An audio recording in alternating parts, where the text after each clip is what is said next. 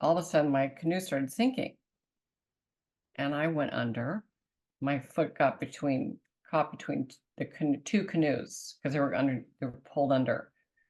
And I was holding on and I went, this isn't funny. But it's kind of funny. But so I kind of went out. And when you have a near death experience, it's very fast. It's just, you go through the tunnel, you see the light, you see people and you say hello. And um, then I hear this voice and they said, I'm here with Fran Bailey, who grew up in a Christian Science household in a metaphysical home, and she has always had a connection to the other side.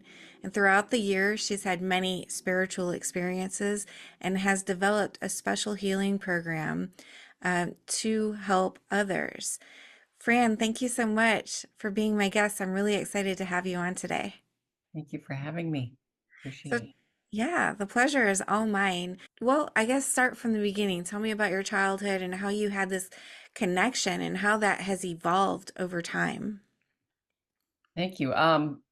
Yes, as we have these experiences, we sort of remember how it all kind of began, and then you revisit what happened to you in your childhood, etc. I think as a very young child, I knew there was something else. I knew there were spirits everywhere, and I had guides, and you know, I just knew that there was a universe. We were all connected, and that somehow I was here to do something, and I didn't know what. But um, so growing up the way I did, it was very positive. There was a lot of music in the household, a lot of dance, a lot of fun stuff. But the spiritual aspect was very real, and I had a near death experience. I went to a Christian Science camp in Michigan, and I was 12, and they believed that humans could do anything. So we took these rapids and canoe rapids with all girls. And we were going around a big bend, and these rapids were not supposed to be taken because they were pretty bad. So, but we went anyway. And so we were coming around a bend, and there were reeds on either side, to stop you if you needed to. And I saw a canoe right in front of me, up like this, and a log behind it. So I yelled back. There were 5 canoes. I said, "People, stop! We need to figure out what we're going to do. Are we going to portage? We're going to portage over this log and then go on?" I was 12. So here I am telling the counselors what to do. Right?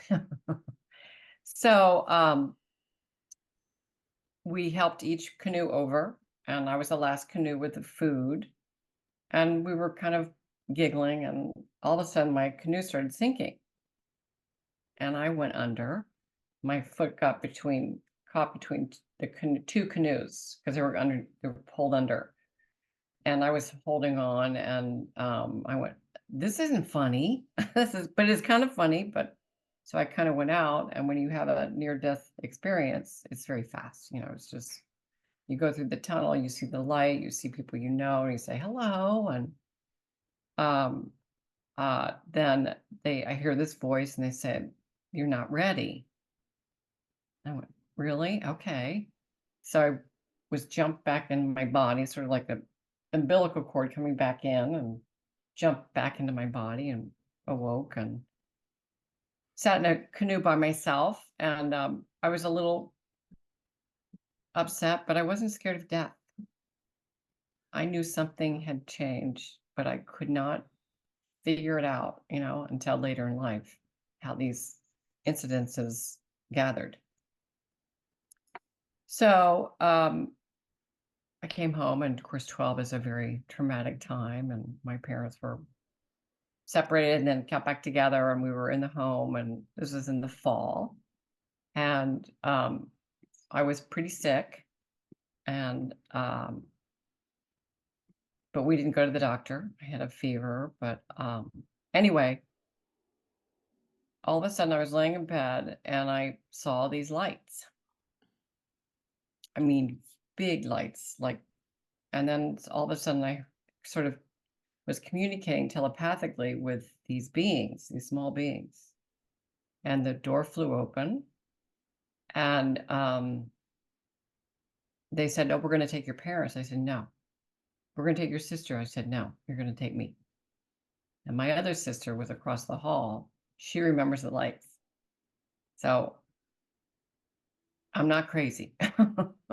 So things started really, so that I was taken out of the house and moved into this ship and up these steps, and they did something to my left ovary. They either took something and then gave me something in return. But ever since then, the speed and the ability to heal, I believe, came from that experience. I've always had it, but they just could have waited until the right moment to present itself. So I've been building all these years to understand what that really meant. And until they kept trying to find me. And when I was 19 out in California, I was doing meditation. I wasn't ready to go deep. And then in my 20s, I tried again. And basically, I had kids, and I was a dancer and had my degree in dance, modern dance and ballet. So I was a dancer, choreographer, teacher. And then somebody said, "You can see energy." And I said, "Well, what's that?"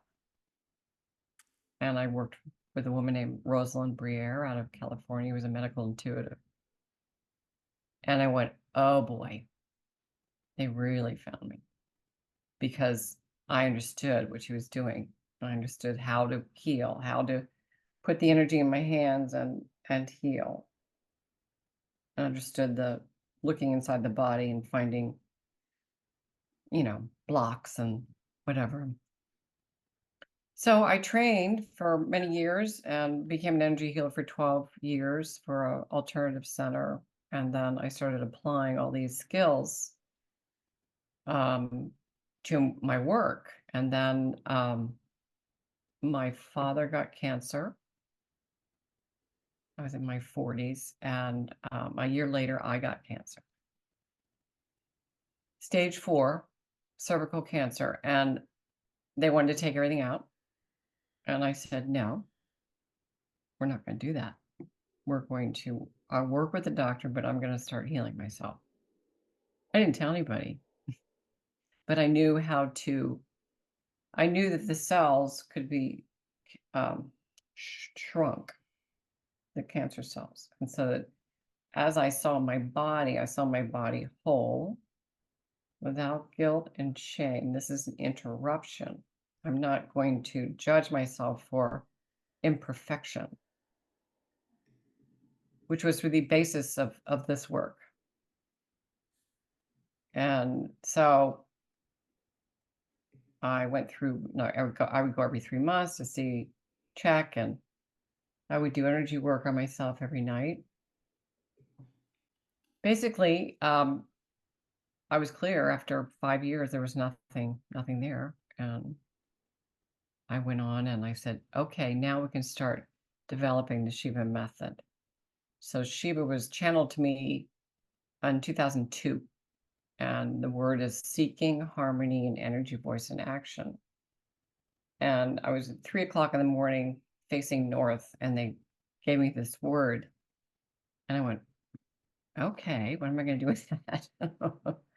So that was really the moving forward. That was the key to how this was going to evolve. So basically, I started training, doing deep meditation. I would have classes in my home. I would do 101, and I left the alternative center and worked with Affinity Center, which is about ADD adults and children, worked with psychologists, and knew about the body. So I studied anatomy, knew about energy, and developed a body technique to open up all your meridians, all your chakras, all your energy lines, so you can see where the blocks are. You, not me, you can start understanding your own energy. And that was the motivation. That's what I wanted to teach or share. And then I did that through meditation, chakra clearing, and then we could get in touch with the guides or soul. So the soul has to come in order to find that path. And then I studied Enneagram, which is a study of personalities designed by a man named Gurdjieff. He's Russian. And he studied movement, everybody's movement all over the world, and created one dance piece that included, well, we were all one, but we have certain types. We navigate through the mind, the heart, or the body. So it's actually a self-analysis of your personality and the loopholes and the how you navigate and how you kind of move out of your ego. So once I did that with myself, I said, oh, that's the key. The ego is the key. The ego, if you get out of the way, then many things can happen. That means you have to trust yourself. That means you have to understand your own abilities. So the power in that is the truth. So that's how it developed. So there's body movement, deep meditation, Enneagram on top of it all. So that those combinations, you can't avoid it. So interesting. Very interesting. And so you are able to help others heal their diseases, their cancer as well with this technique. Yeah, whatever the story is, whether it's physical, emotional, spiritual, intellectual, it depends. And divorce, heart, can't, it doesn't matter. It depends on the patient. But yes, they can have tools to learn how to live with what is happening to them. For instance, you said something about um, we're dealing with death. And because I'm not afraid of death, even when someone is facing death, there is something sacred in understanding your communication with your own spirit. And so there was a patient that I had, and she was a young child, and she had what was called Wilms disease, which is a disease of the kidneys, and it had burst. And so she had cancer kind of floating through her body. And I was starting to do energy work with her. And I remember she only wanted me to work on her, and she came to the house, or I'd go to the hospital. And she was in my room for like an hour and a half, and they had a dog that she loved. And in the moment, in the session, I asked Spirit, asked God, asked her guides to go to the place of where the dog was. And she had a choice to live or not live. And she chose to live. So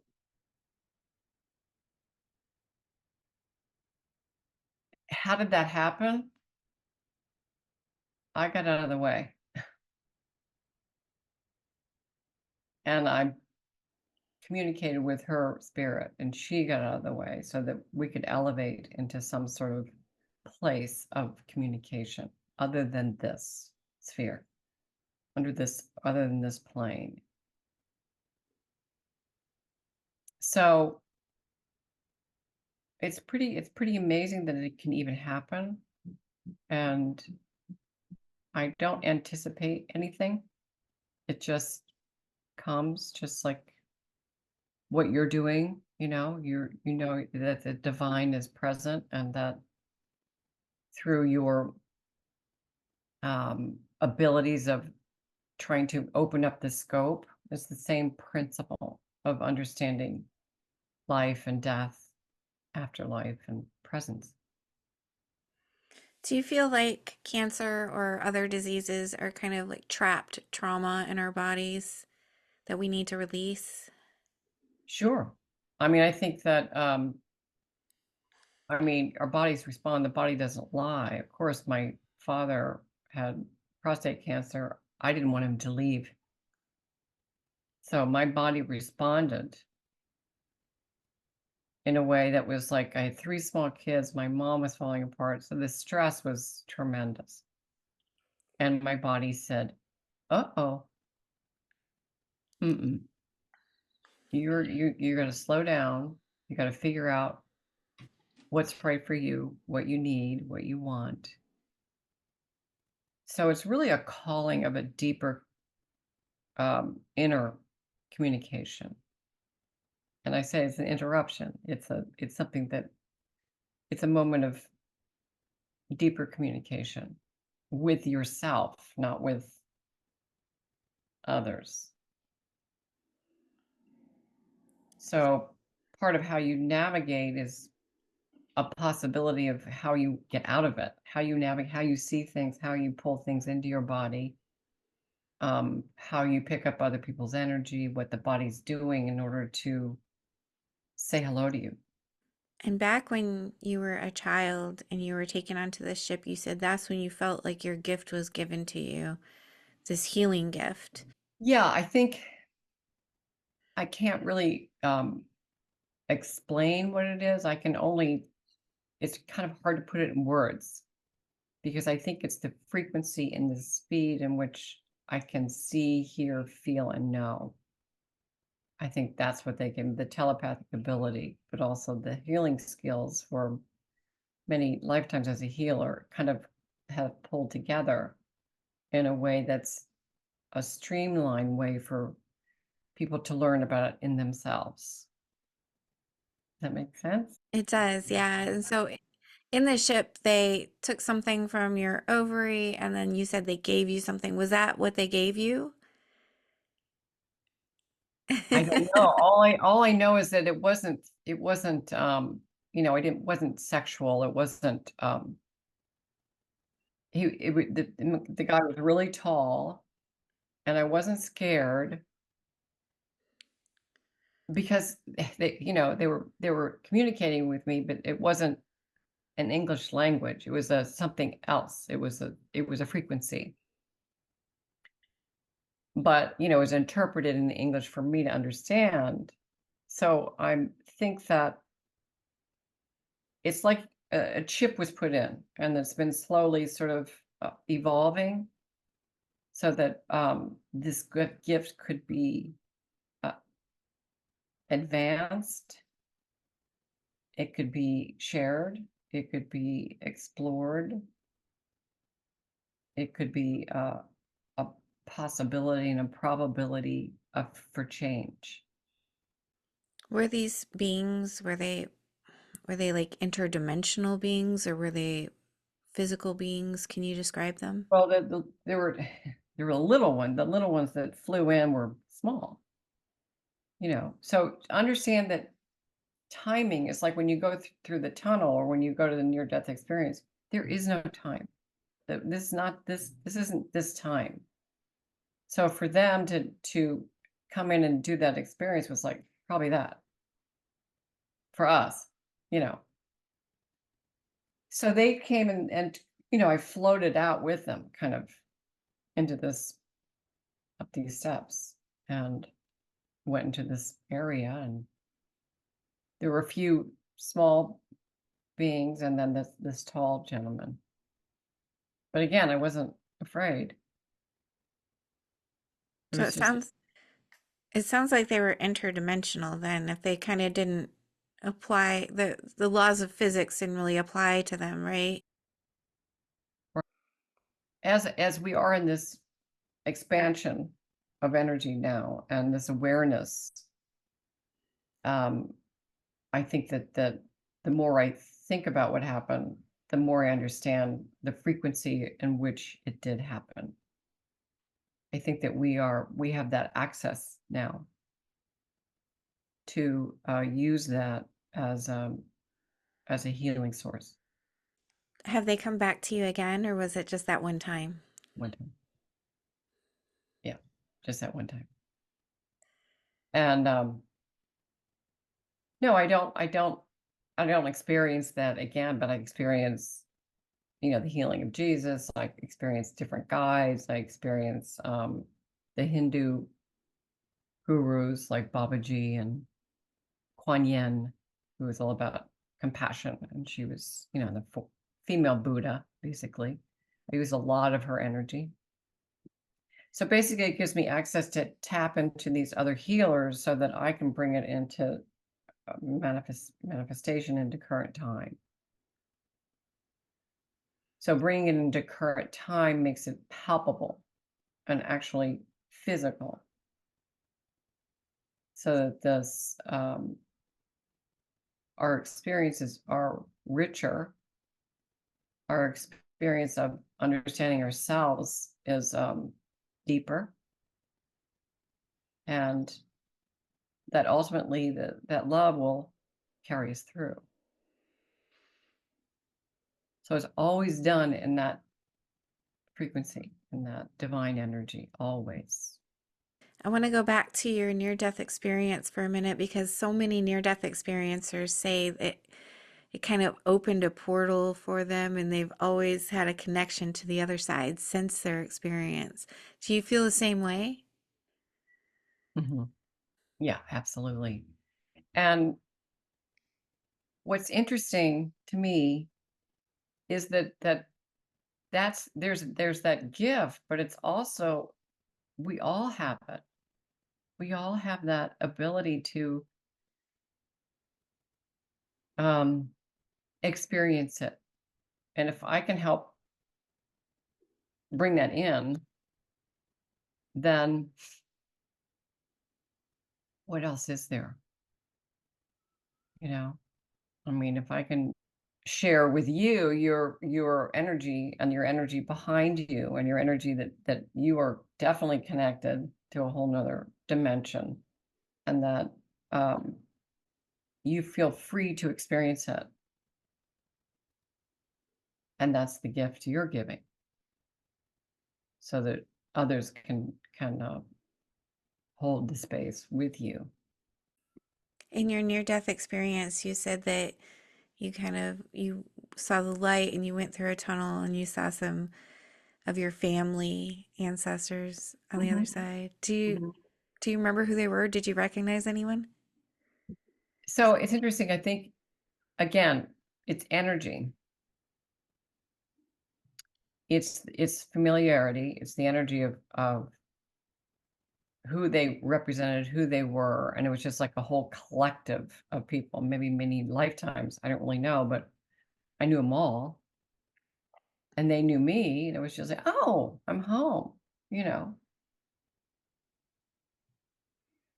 And then that voice came in and said, "You're not ready." Do you know who the voice was? Well, God or Jesus or a collective, I think a collective energy probably, that said, "You've got more to do." And I think that's what it was. So when I came back into my body, there was a sense of a different responsibility, and I couldn't explain it. It was just, I knew that it was a different responsibility that I had. And that was like the, oh my God. You know, I couldn't explain it. I couldn't talk about it. All I know is that I was um refreshed, maybe, re, you know, downloaded, my soul was connected to me. Um, but definitely a different responsibility, not of this human experience, is another experience that I was asked to share.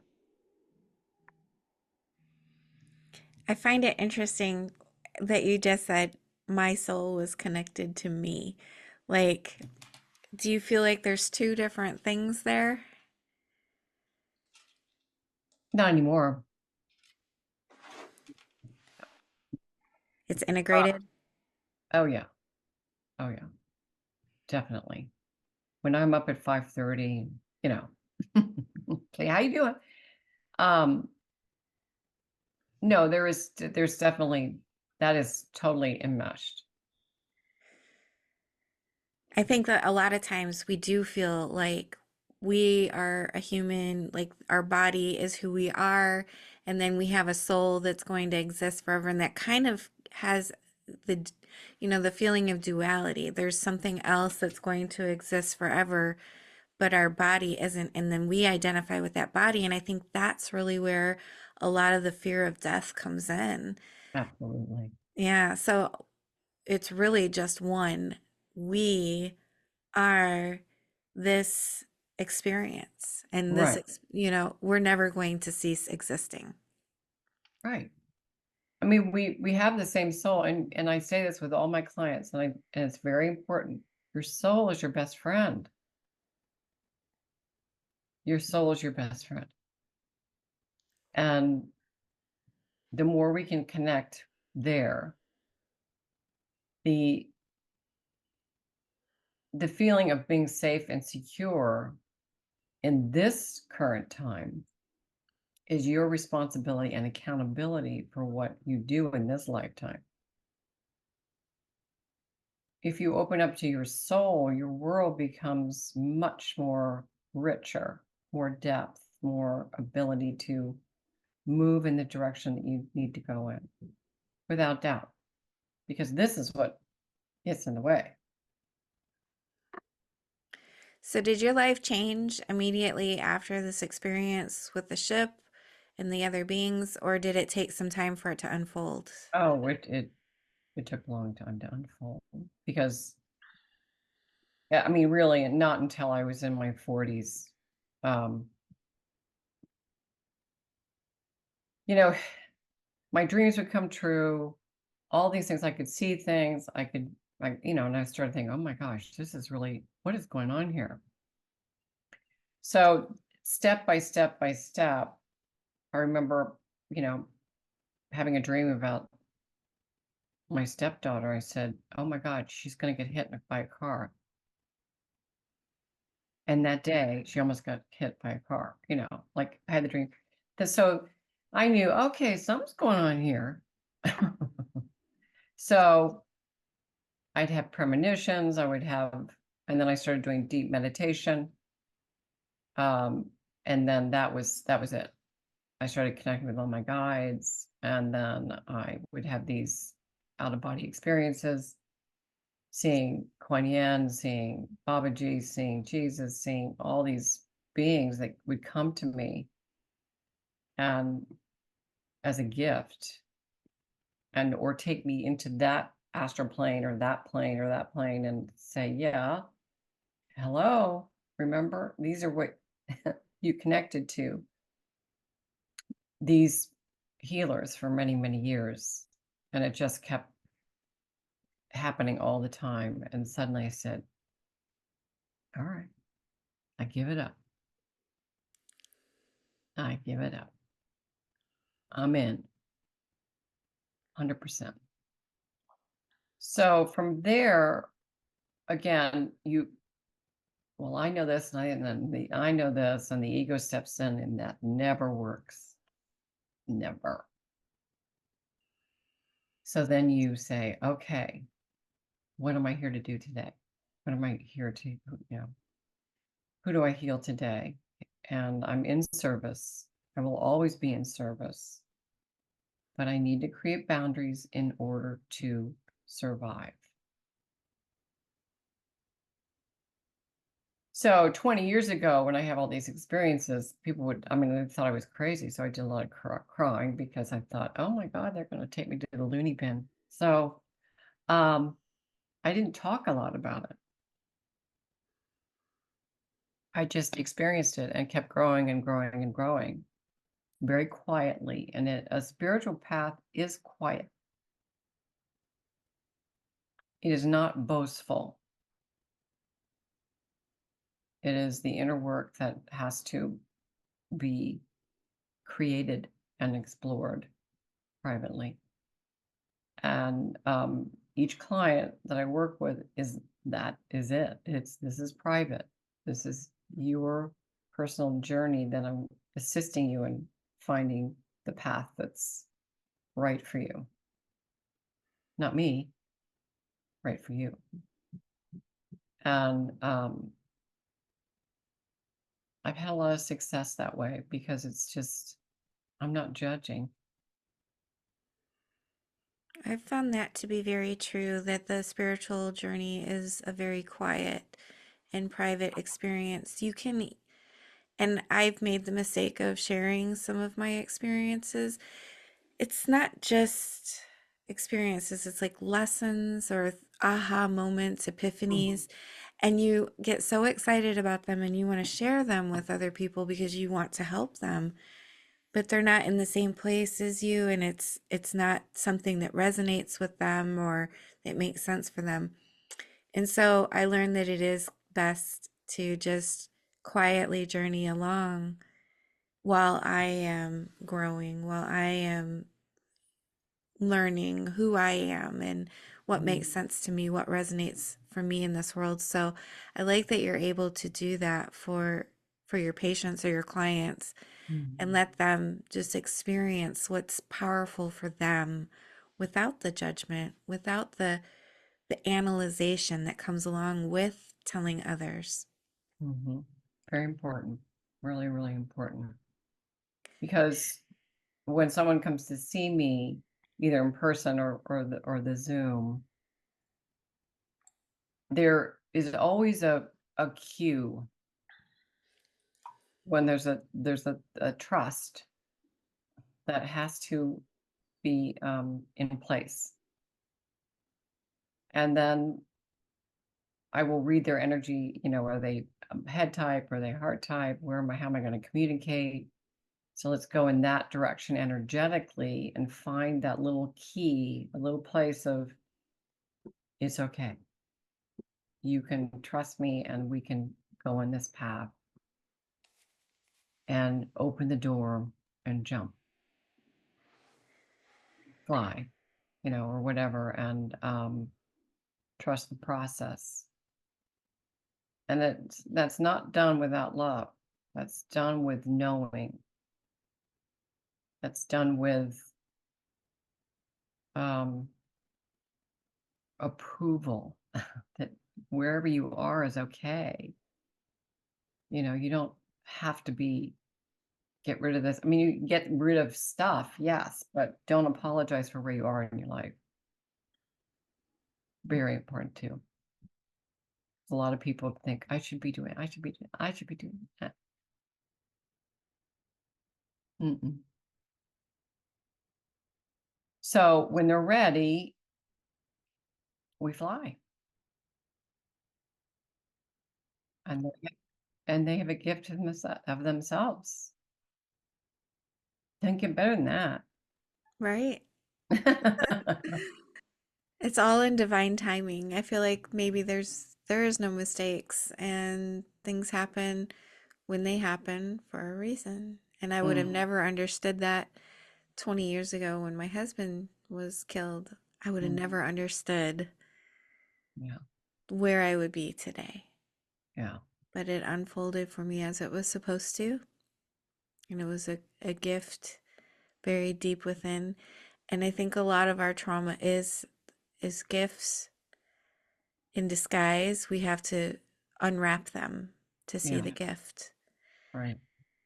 So when you put together your near-death experience, your Christian Science background, the metaphysical childhood that you had, the experience with the ship and the beings, and now this amazing healing that you're witness to, what does that say about who we are? What do you mean? Who we are as humans? Yeah, what are humans? What are we? What are we really? I think that we are here to experience, we're vessels to experience this plane and this, but as the universe is getting, the veil is thinner and thinner and thinner, so that the worlds are now sort of colliding in a good way. I think that we're living in an incredible time, amazing time. As much chaos as there is, the lesson is that. The lesson is, how do we move out of it? How do we find that grounding? How do we find that place of divine love? And how do we manifest it daily? And I think that we now have the frequency to do that. I really do. I think that we are in a place of complete joy if we continue on this path of higher frequency experience. And so when you say higher frequency, do you mean the planet is raising in frequency and so we're all a part of that? And then was it not possible for us to have these types of experiences previously because maybe the planet's vibration was lower? Is Right. that, are we Yeah. moving into a new age? Totally new age.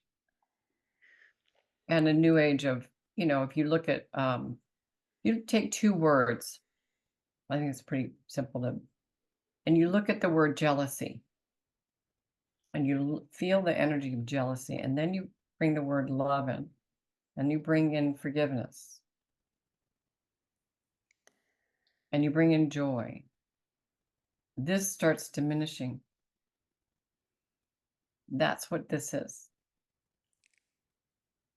So this is bigger. The fear, everything is starting to diminish because it isn't part of this manifestation. So when we think about clearing, I mean, even when I do this, you can kind of tell, right?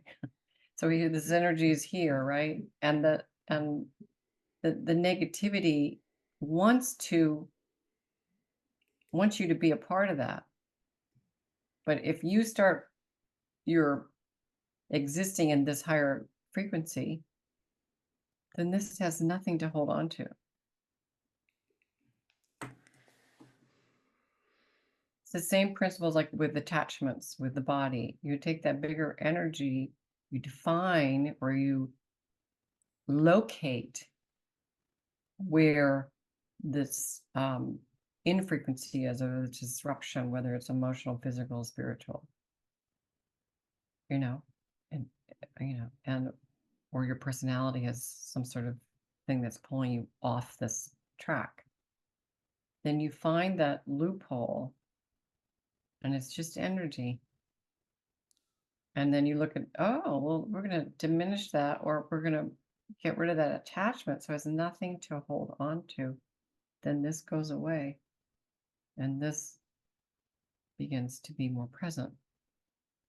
Do you feel like it's us that's changing the frequency of the planet, or maybe the location of the planet in the universe, or what's changing? I think we are beginning to, I would say, wise up and are manifesting the energy daily. We don't quite understand how to explain it because in our terms, we have to have reason.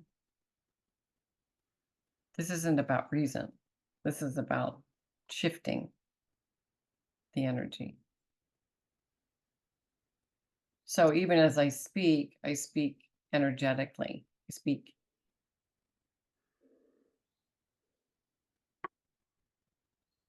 in a way that you may understand the word in a different way.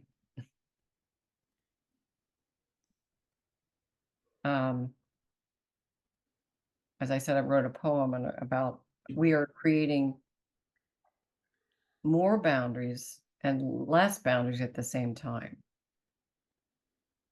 So the more boundaries are for the negative energy, right? And the opening boundaries of this frequency of love are more attractive. So we're going to move in that space rather than this space. We've had a lot of sun activity recently. Um, well, it's been increasing over the past few years, and just recently, auroras all the way down to Florida. Um, does that have anything to do with the frequency of the planet? Well, it's funny you should ask. I just did it's on my newsletter actually. It just came out yesterday. Um, I usually write a lot of words, and I just said, you know what? Mm-mm. This is about nurturing right now. And I did meditation on this thing I did in 10 minutes. And I said, these solar flares, Mother's Day, new moon and super moon, come on. We have to get on board here and get connected with our body. And there's a lot going on, but let's just slow down and focus on what you really want. So it's a meditation that you can on my newsletter. So it's great. Yes, absolutely. The solar flares are affecting us, helping us get rid of stuff, I think. Yeah, yeah. I actually felt a great amount of energy on Sunday and starting on Saturday this past week when the solar flares really, like the auroras really started getting strong. Did you Mhm. feel anything? Did you actually feel it? Oh, yeah, but my cat did, I did, of course, Mhm. I'm up in the middle of the night, she's up, and I'm how yeah, so 3 o'clock in the morning, she's jumping all over the place, I went, "Okay." Yeah, it was incredible. I Yeah. actually I didn't know what was happening at first, and then later on it dawned on me that this was happening in our skies. So I think it's really interesting. If my viewers wanted to reach out to you, how can they find you, Fran? Through my website, franbaileyhealer.com, and there's a free meditation at the bottom if you'd like to have that. Um, yeah, so I do privates. I really do in threes. So if you really want a strong impact and sort of that jump into this path that you've been resisting, I do 3 privates and you're like good to go. And then I do I book my book Emergence is on the site. I wrote this in 2019, actually during the one of the eclipses, because that's how it started. And this is all about the chakras, and there's a bunch of colors and poems, and it's Oh, a it beautiful. looks beautiful. Yeah, it's beautiful. And I wrote it because um somebody said you got to write all this down. I went, oh, I do, I do. So excuse my expression, but I did it in a year and a half, and I would not do it unless it was channeled and done energetically. So the first thing you do with a book is hold the book in your hands and put your energy in it. And then you open the book to find a page for the moment. So it's a really cool kind of like energy. This is energy. You learn about the chakra system, you learn about the universe, you learn about Einstein, you learn about all these greats, but it's really you. Oh, And I it's love this that. feeling. Yeah. Yeah, it's like a custom experience every Yeah, time you right, open the book. right. Really cool. Thank you Yeah. for making that. I'm gonna have to check that out. And do you have any last positive messages for the audience? Just love your life, love your experience. Don't be afraid or be in judgment of what you should do, what you ought to do, and what you have to do. Have that moment of the soul experience and through meditation, meditation, doing body work, understanding the body's trying to communicate. It's really important to do that. And remember that you're loved and you're nurtured, and that that stays with you if you allow it. So Beautiful. Love that so much. Thank you so much, Fran, for being my guest. This has been amazing. You're such a pleasure to be with. you are too, Tia. Thank you so much. Thank Appreciate it. you. Thank you for being here. I just want to tell you how much I appreciate you being here and supporting my channel. If you haven't already subscribed, please consider subscribing if you enjoy near death experiences and other spiritually transformative stories. It helps the algorithm know that this information is useful and push it out to more people. And that's the goal, to get as many people to know that we are eternal spiritual beings and that we never die. Our bodies might die, but our essence will never die. And I want people to live with less fear. Let's all spread the word. Like, comment, subscribe, share, hit that little notification bell so you get all the notifications when my videos post. Thank you for all of your support. I'm sending love to you.